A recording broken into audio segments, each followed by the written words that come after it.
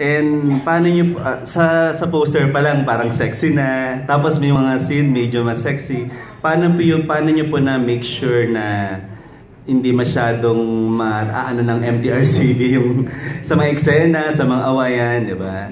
Tingin ko, alam naman namin una na pang TV siya. So, yung borders kung saan yung pasable para sa mga, syempre lagi nang-iisip na may mga bata rin ng mga nanonood. So, inaano namin, i-discuss naman namin na hanggang dito lang, ito na yung limit. So, syempre may mga eksena na hindi maiwasan dahil syempre yung paano yung seduction, yung mga ganun. Pero tingin ko, within the borders pa rin naman ng kung ano yung papasa para sa to all the cast members, habang ginagawa niyo yung film, ano yung realization niyo dito sa soap na ito? Kumbaga, nagbigay ba kayo ng parang favor dun sa mga kabet or parang dun sa mga original wife mismo? Ano yung masasabi nyo, learnings nyo at matututunan ng mga audience while watching the soap?